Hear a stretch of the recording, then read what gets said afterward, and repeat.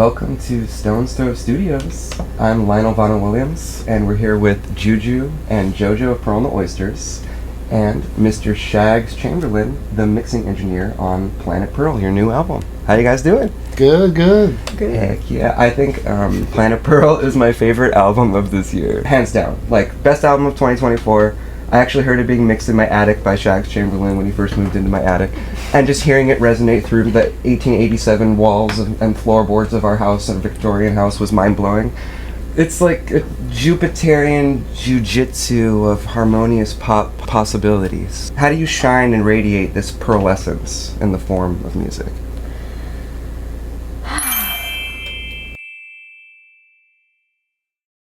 Yeah, that was right. absolutely beautiful. We're really honored that our music could inspire these beautiful things to you that's and right. you know, hopefully the world. I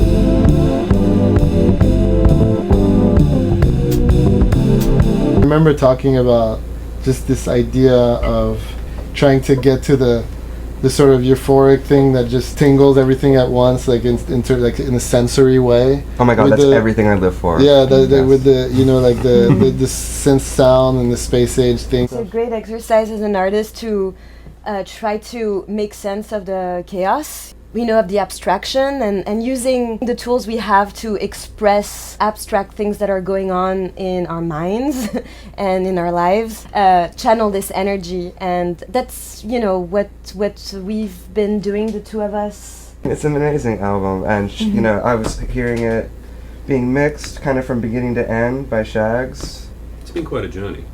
It has been. It's the third album that We've been riding this for Shags has mixed for Pearl and the Oysters, so that's really, at this point, it's like the sauce. Like, you know, it feels like working with Shags.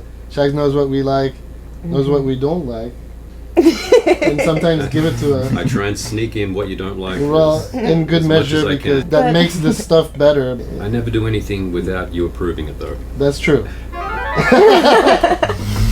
The first song is Side Quests. Let's pull it up for a second. Let's drop it.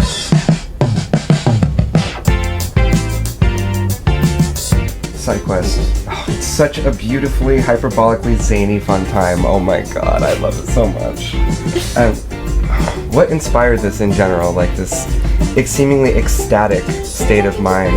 But there's something paradoxical about it as well, maybe, and self-aware in my perception of it. But how could you explain that? The original impetus was like I was in the plane. I was traveling to France because my mom needed bone marrow transplant, and I was going to be the donor, and I was going to do all the preliminary tests to see if I was eligible, if I could, you know, be a donor, and if I was a match, basically. And I was kind of down. I was listening to on the plane, they have like musical selections or whatever, and one of them was the remaster of Diana Ross 1980 album. I forgot the one produced by Nile Rodgers. Oh yeah. What is it called? Diana. The grey cover. I think it's just Diana. Diana. It's like, you know, that grey, black and white. It's amazing. And anyway, and I was listening to "I'm Coming Out," the original Chic mix. Oh yeah. And it was so good. And I was like, exactly what you said. It was like a straight like oxygen shot. You know what I mean? Like I was like, whoa, this is what I want to do to people. Also, I think because I was like minus 100 in spirit that day, I kind of need that for myself also. I just remember like sitting at the piano and finding the chords, and it needed to be very kind of like gospel-y, like joyful, you know, like this kind of the kind of chord changes that make me instantly feel better. And when you make the music and the lyrics say opposite things, and it's something that we love to do in this band, kind of how we think about songwriting. Instead of feeling depressed about it, you kind of have this alchemical process of converting it or transforming it into its opposite, into that ecstatic feeling that you get from Diana Ross, or music that gives you frisson, the goosebumps caused by sound waves. Exactly. And that's what artists are on the planet for. Exactly, yeah.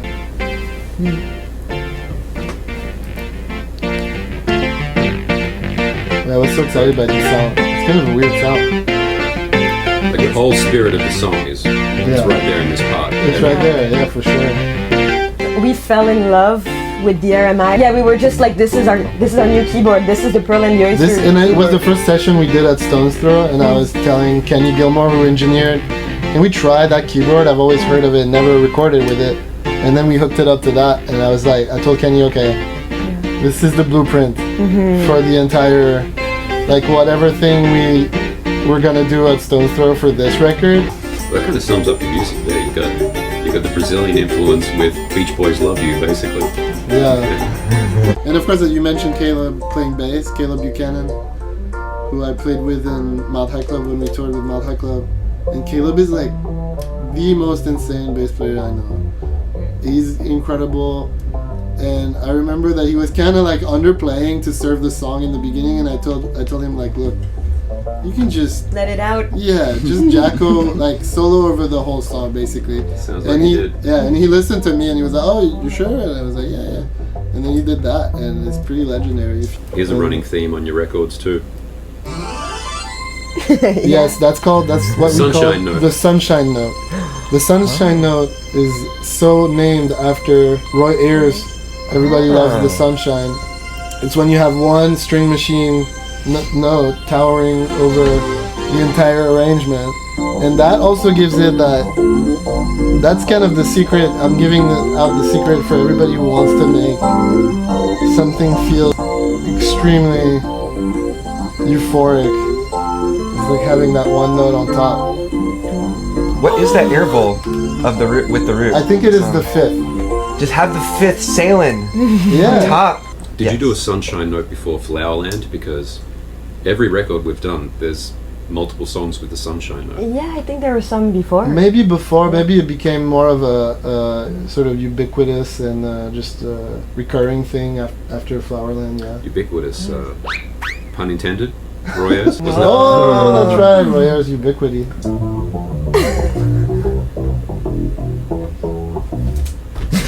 Shags was trying to convince us to end the song like that, with just the bass. This could have stayed our little It secret could- forever, but now Yeah, it's out. everyone knows. And- I mean, it makes sense to me.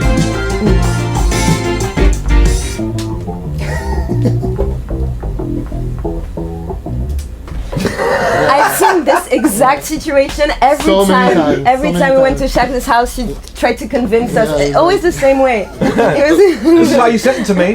This is how it's gonna be. And what exactly was wrong?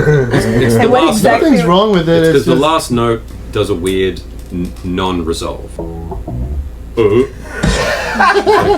you I think can't. it kept going. I just cut it there when I sent you the So stems, and you were like, "That's a great ending. I don't know why you want to fade it out." And It we was. didn't use the tape machine until cruise control. Yeah, Yeah. that's I remember that it was one of the first few sections at least, and for the first few sections I didn't even know that it was an option to do tape.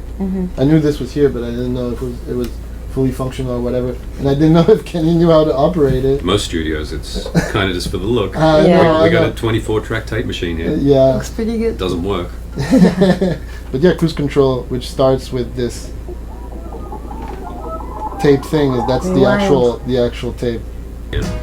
Yeah, that's again the RMI into the flanger and pan left right. This song Love is that very sound. blissful. This song is a blissful one for sure. It's harmonious as can be. When I first heard it, I was like, Sunshine Note, baby, Sunshine Note. Sunshine note. ooh. I just love all the hits, all the up hits. It's like uplifting in like kind of like a Footloose kind of way.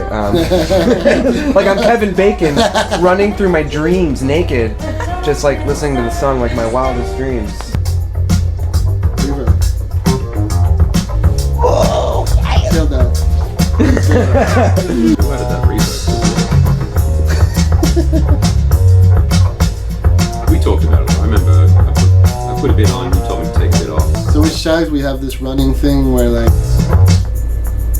every time there's reverb that I don't think that I put on any track, I ask Shags, "Is there reverb?" And then he's like, "What do you mean?" And then I'm like, "I hear reverb." Even when I And take so- it off, your sixth sense. There. So my goal is to have reverb, but for him, not to hear To it. know. Then I don't when want he to hear starts it either. soloing stuff and I hear reverb, I'm like, "Is that reverb?" So this is a dangerous time right now because Exactly. we're soloing all the So I'm parts. gonna- I'm so gonna- That's when probably- he hears it. We're going through a track, working on it, and you hit stop, and it's like, It's like, where'd that come from? Wait a second. I still hear reverb. I'm saying, this is me reenacting it. I still hear reverb. And then Shag's saying, there's no reverb. There's no reverb. There's no reverb, mate. No. On Flowerland, there were songs that had no reverb, and he was still hearing it. It's not derivative. The beat itself is, but the way he played it, Right. it's hard to replicate just how he did it. And especially on the chorus right here, his beat with the kick, Right. and how he just keeps going with it. So good. The accents are He keeps going. It's like almost like just keeps. I made That's sure heavy, you know. That's not just like light. That's like almost like hair metal right there. Boom, brought that in. Lars is always like so ahead of you. Even though it's not, it's just he it brought a brings the little energy hard to rock it. shuffle. Yeah, the hard rock shuffle, exactly. But with the tones of Less- bedroom. You guys have like an overall nod to some French history in space age magic jazz, which is Jean-Jacques Perry, I would Yeah. say. He's the one that kind of with Islands in Space is my favorite song of Oh, yeah. his, So which is good. just the space age perfection, I feel like, was really nailed there. But, you know, how you guys are carrying the torch of that early-tronic kind of space age paradise that you can create in your mind. And, you know, we're still not there yet with humanity with creating, you know, a kind of future that we would maybe imagine by now, back in the 60s. The techno utopia. Right, the techno I'm obsessed. utopia. I know you are too, and I'm obsessed with that. And the idea Absolutely. that like we never got it. And Right. It's so sad. But we're still impressing upon it and still reaching for it in Yeah, our yeah. in our irrational ways. This next song, Halfway Where, I love this song. This seemingly feral faux fur samba cachet of richly decadent delicatessen. It might tip off to Peggy Lee in some sort of like yeah, jazz sure. dad, jazz mom kind of way.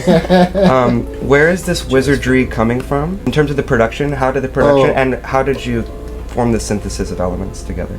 In terms of the production, I have to mention my cousin. So my cousin Theo Halm, he's an incredible producer, and like I met him and he was like 18 when we first met actually, or like I hadn't seen him in years and stuff, and I'd seen him as a little boy on a trip to LA. But then like the first time I came to LA with the band, my mom's like, you know your cousin, he makes music and stuff, like he works with a Mark Ronson.